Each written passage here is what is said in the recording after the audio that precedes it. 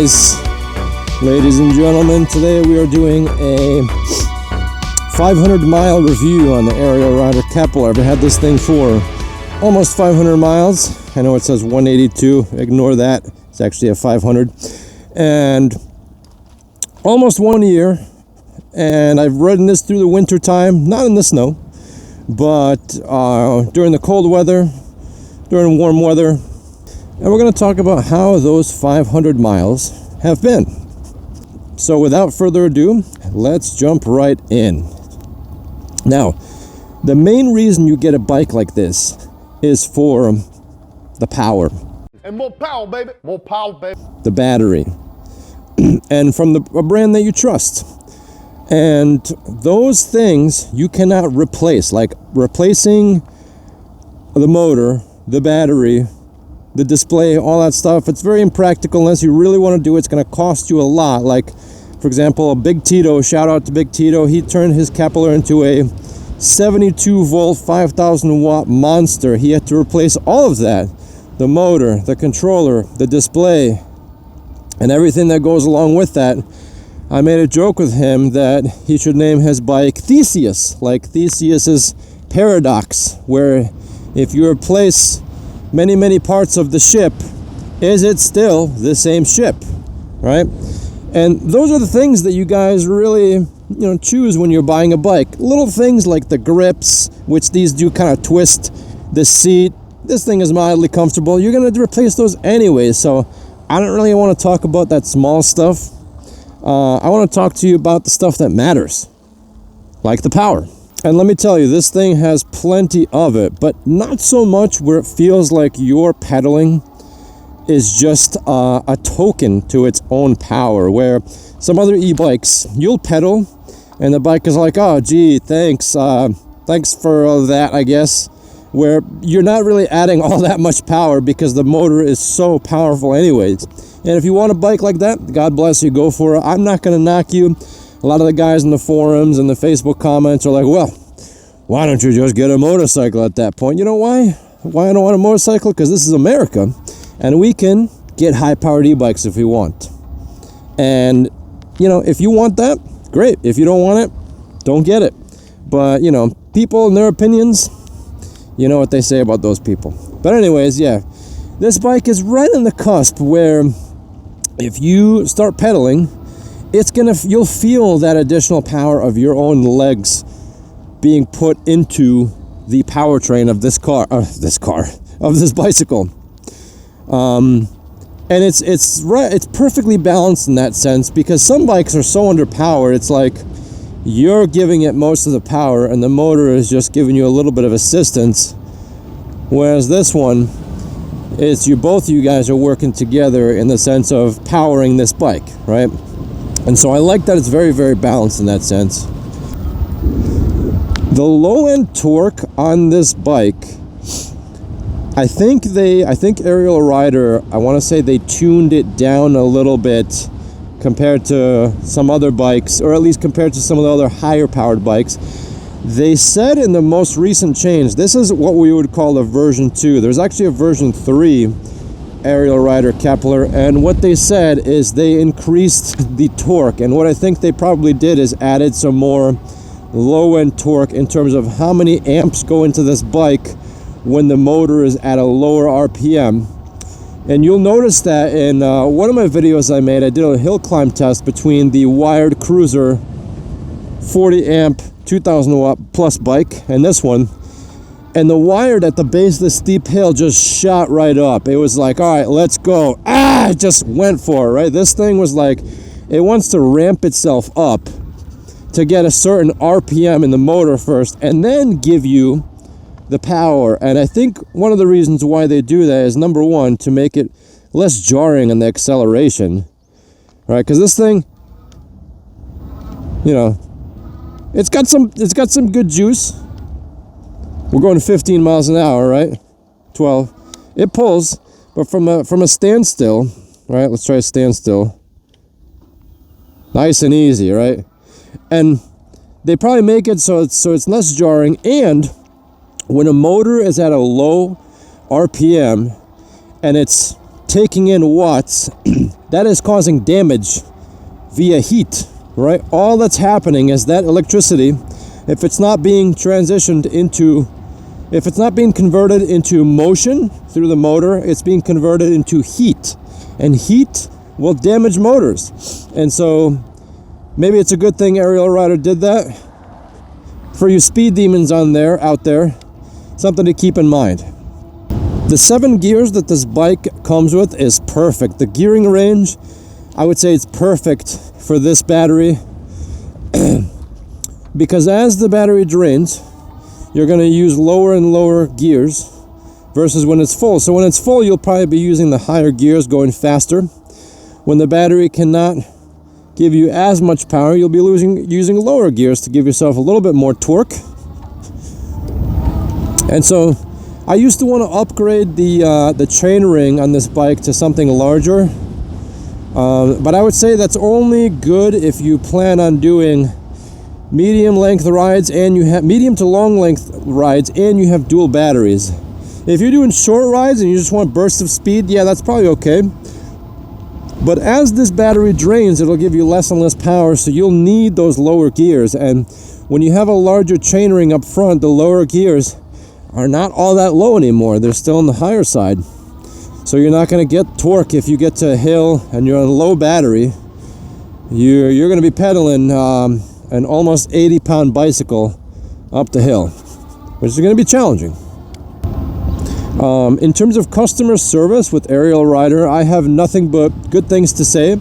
When I had this bike shipped, it came with a broken bracket of where the LCD meets the handlebar. One of these was broken.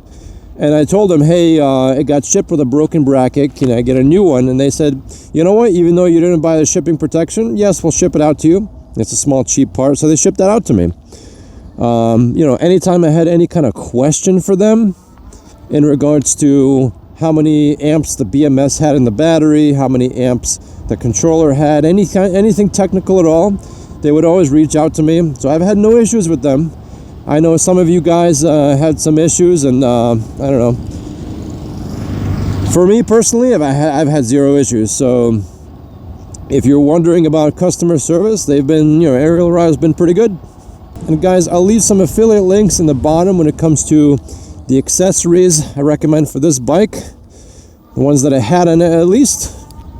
I would greatly appreciate any support that I can get through those links. If you guys want to buy accessories or anything else on Amazon through those links, it would support this channel. This is a small YouTube channel, just trying to make it in the ocean of monster e-bike reviewers out there, hoping to get on their level. So yeah, guys, check those out. Feel free to subscribe, support the channel. I'd greatly appreciate that. I have taken this thing on a single track mountain bike trail. Oh my god, look at these roots. Jesus. Throttling up. Oh. Throttle. There we go. It is not good, and this bike isn't designed for that anyways. It's mostly designed for this. Chilling on paved surfaces and loose gravel, maybe packed dirt, stuff like that. Yeah, you could take this thing in the snow because it's got the fat tires. I haven't. I personally don't like biking in the snow. I'd rather go skiing, something like that, snowmobiling. Not really a fan of biking because, you hit black ice on a tire, it doesn't matter what kind of tire you have, minus, full on studded tires. If you're turning, you hit black ice, that's it.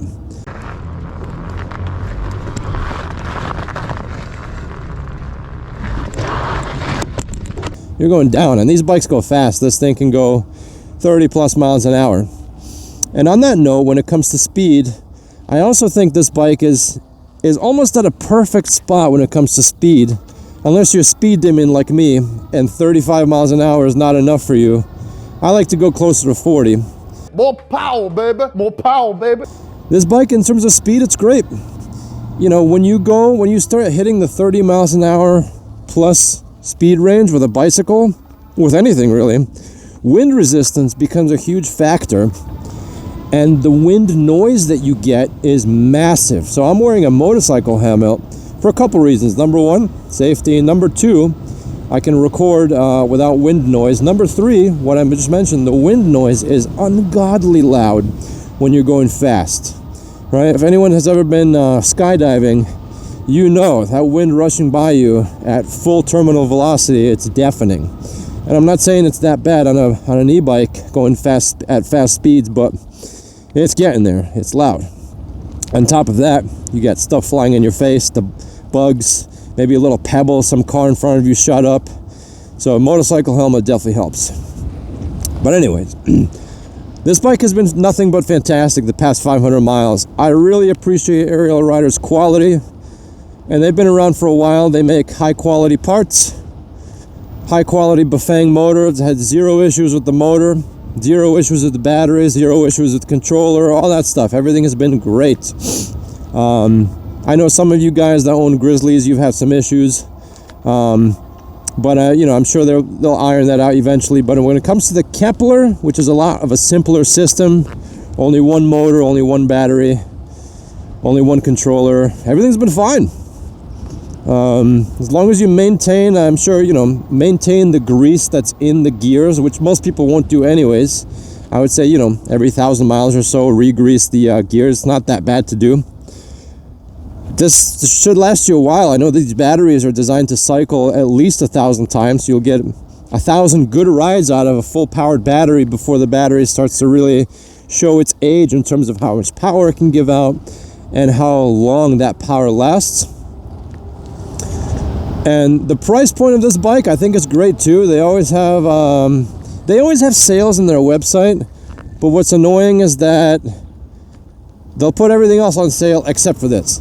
And I get it, you know, the margins for this bike are already very low, so they can't put it on sale. It's just kind of annoying when they say, oh, Mother's Day sale, Father's Day sale, whatever kind of sale it is, everything else is on sale except for this, right? They do offer the first responder discount, which is awesome. My girlfriend's a nurse, so she was able to get me $100 off this bike. And back when I did buy it, it was, I think, $17.99. Or maybe $16.99, I can't remember. Whatever the original price was. But after taxes, plus the discount, and then this, you know, they also offer free shipping, it was $1,800. I think it was $17.99, actually. Yeah, it was $17.99. So great price for this bike. And again, like I said, it's a great balance when it comes to power and how much you're able to pedal. The rack on this bike is extremely beefy. If you guys are, you know, doing door dashing and stuff like that, or getting groceries on your bike, this rack is awesome. It's unbelievable. You know, I've seen bikes with little dinky little racks that, you know, yeah, you could put some stuff on it, but I feel bad for that rack. I feel like I'm disrespecting it. I'm straining it. This thing is just like, what do you got? You just, you know, load me up, put something on it, you know. If you guys are into big, juicy, voluptuous racks on your bicycle, I mean, this is the bike to get. This is it right here. And it comes free with the bike. It's awesome. I'm personally not a fan of the racks. I don't really use them. I don't like how they look. But if you guys are into that, if you like your racks, you know what I mean? This is the one to get. The smoothness of this bike is great. These fat tires, nice and smooth. And even though I have them pumped up completely, I have them all the way up to like 30 in the back, 25 in the front. I like low rolling resistance. Still nice and smooth. These tires have been great around turns and whatnot, around gravel. Good all-around tires. I know a lot of you guys throw on smoother tires because you're going to be on the roads usually, and that's fine too. I also like how this bike looks like a regular bike versus the moped style e-bikes that are out there, or the Stealth Bomber or Sur-Ron like bikes. Those look more like motorcycles, and so you throw that on a rail trail, people are going to give you the stink eye. I mean, I've already gotten the stink eye just from this because it's got a headlight, big tires, whatnot. People can hear the motor, but those people are going to give you the stink eye for sure. Maybe even the police will look your way. Versus this looks more like a regular bicycle. It just has fat tires on it, especially the step-through model. Really has that bicycle appearance to it.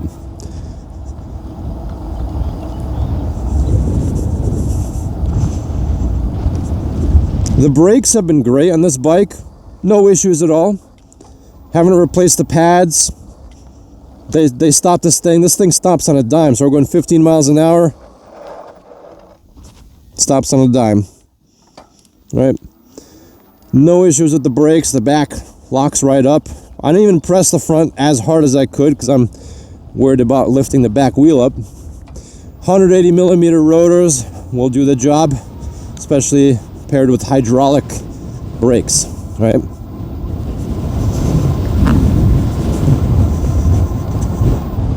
If you're the kind of guy that likes to go faster on these bikes, if you're always like a speed demon, you might want to put some the quad piston calipers on here, maybe slightly larger rotors as well to get some extra stopping power, but these are more than enough. These are great, guys. Really good stuff. The riding position is comfortable. I like the upright riding position. It's nice and comfortable. It's easy on the hands. You're not hunched forwards all the time.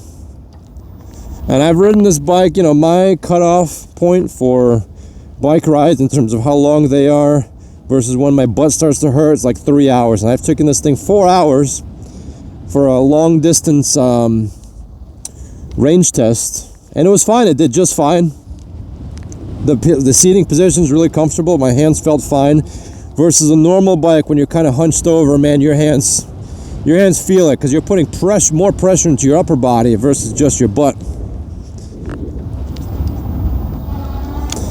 In terms of the power of this bike, it is, like I said, it's perfect in that if you want to also pedal, you're going to have plenty of power. If you're buying this thing just for powering with its own power and just throttling, I would say you can probably get away with that.